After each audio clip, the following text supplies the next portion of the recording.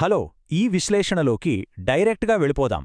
అన్నీ చేసేయాలి, ఎన్నో సాధించేయాలి అని ఆశపడి తీరా వీకెండ్ వచ్చేసరికి ఏదీ పూర్తి చేయలేని ఆ గందరగోళమైన ఫీలింగ్ ఉంటుంది కదా. ఈరోజు దాన్ని డీకోడ్ చేద్దాం. చాలా పనులు చెయ్యాలనిపిస్తుంది, కానీ తీరా చూస్తే ఏ పని ముందుకు సాగదు. అసలీ సమస్యకు రూట్ కాజ్ ఏంటో, దీని నుండి ఎలా బయటపడాలో ఇప్పుడు వివరంగా చూద్దాం. ఇక్కడ మనం చూడబోయే 5 ముఖ్యమైన దశలు. 1. Productivity loop. 2. మనలోని 4 స్వరాలు. 3. నిజమైన ఆసక్తులను కనుక్కోవటం. 4. 90 రోజుల స్ప్రింట్. మరియు 5.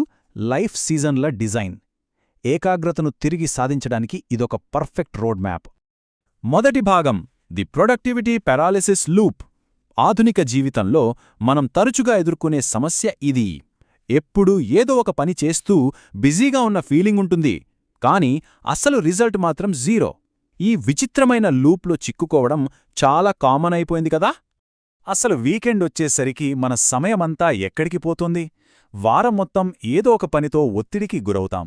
కాని శని ఆదివారాలు వస్తేసరికి అరే, ఈ వారం కూడా ఎలాంటి ప్రగతి సాధించలేదే అనే ఓ అపరాధ భావన, ఒక రకమైన గిల్ట్ మనల్ని తీవ్రంగా వేధిస్తుంది. కోడింగ్ నేర్చుకోవాలి, ఏఐ టూల్స్ వాడాలి, ఓ యూట్యూబ్ ఛానల్ స్టార్ట్ చేయాలి, స్టాక్ మార్కెట్లో ఇన్వెస్ట్ చేయాలి, అలాగే జిమ్కెళ్ళి ఫిట్నెస్ పెంచుకోవాలి. అబ్బో, ఇలా ఎన్నో కోరికలు. కానీ వాస్తవానికి ఏం జరుగుతుంది? ఐపీఎల్ మ్యాచ్లు చూడటానికో లేక సోషల్ మీడియాలో రీల్స్ స్క్రోల్ చేయడానికో మన సమయమంతా ఖర్చయిపోతోంది. ఒకేసారి అన్నీ నేర్చేసుకోవాలి, అన్నింట్లో పర్ఫెక్ట్ అయిపోవాలి అని ఆరాటమే ప్రొడక్టివ్ పెరాలిసిస్కు దారితీస్తుంది. కంప్యూటర్ బ్రౌజర్లో ఒకేసారి 15 ట్యాబ్లు ఓపెన్ చేస్తే సిస్టమ్ ఎలా హ్యాంగ్ అవుతుందో మన మెదడు కూడా సరిగ్గా అలాగే స్తంభించిపోతోంది. రెండవ భాగం, 4 ఇంటర్నల్ వాయిసెస్, అంటే మనలోని 4 స్వరాలు. అసలు ఇలా ఎందుకు జరుగుతోందో అర్థం చేసుకోవాలంటే మన మైండ్ లోపల నిరంతరం జరిగే ఆ ఇంటర్నల్ టగ్ ఆఫ్ వార్, అంటే ఆ అంతర్గత పోరాటాన్ని పరిశీలించడం చాలా ముఖ్యం.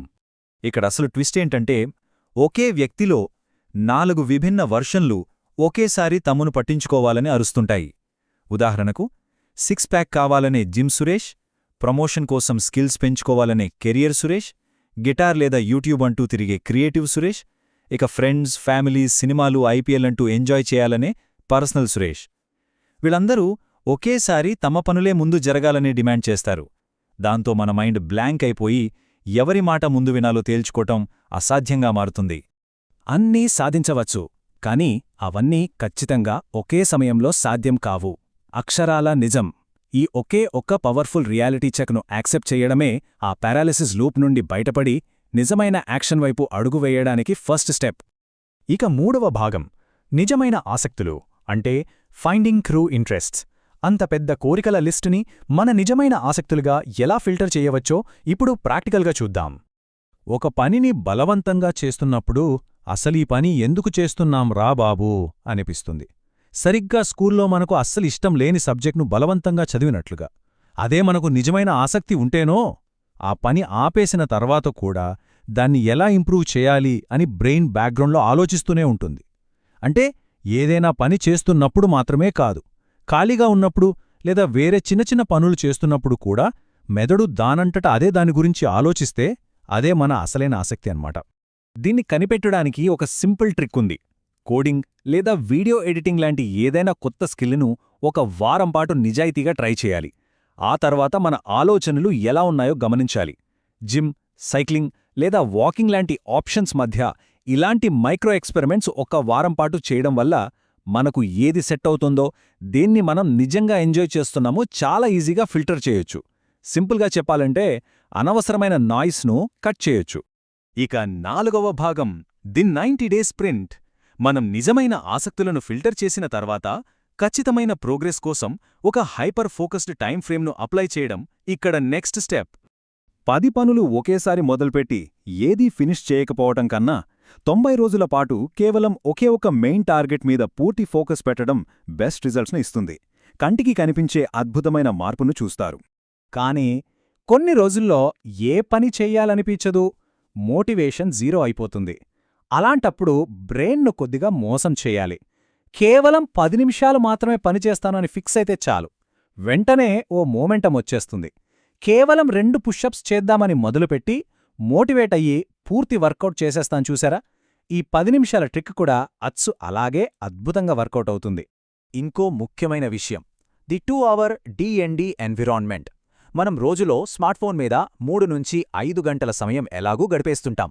కాబట్టి ప్రతిరోజు ఉదయం లేదా సాయంత్రం ఒక 2 అవర్స్ సమయాన్ని పూర్తిగా బ్లాక్ చేయాలి. ఆ టైంలో ఫోన్ సైలెంట్లో ఉండాలి, అన్రిలేటెడ్ బ్రౌజర్ ట్యాబ్స్ క్లోజ్ చేయాలి, అవసరం లేకపోతే వైఫై కూడా ఆఫ్ చేయాలి.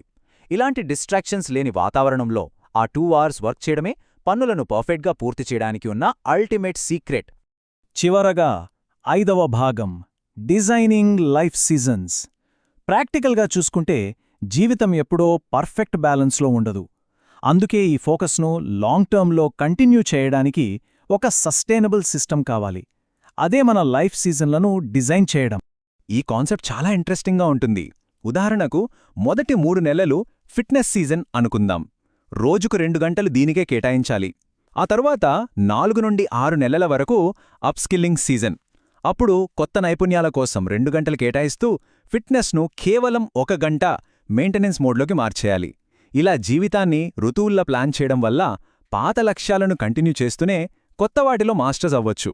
అసలు ఎలాంటి బర్నౌట్ లేకుండా ప్రతి ఏడాది భారీ గ్రోత్ సాధించవచ్చు. ఉదయం నిద్రలేవగానే ఉండే గందరగోళాన్ని అవాయిడ్ చేయడానికి పనులను ముందు రోజు రాత్రే ప్లాన్ చేసుకోవాలి. ఒక జర్నల్ తీసుకొని మన కరెంట్ సీజన్ మెయిన్ గోల్ కోసం ఎక్కువ సమయాన్ని బ్లాక్ చేసి మిగతా వాటికి మెయింటెనెన్స్ టైం సెట్ చేయాలి. ఈ చిన్న అలవాటుతో ఉదయం లేవగానే ఎలాంటి కన్ఫ్యూజన్ లేకుండా డైరెక్ట్గా ఎగ్జిక్యూషన్ మోడ్లోకి వెళ్ళిపోవచ్చు. సో ఇదంతా విన్న తర్వాత మనకు తలెత్తే ప్రశ్న, రేపటి విజయం ఈ రాత్రే నిర్ణయించబడుతుందా? ఖచ్చితంగా అవుననే చెప్పాలి.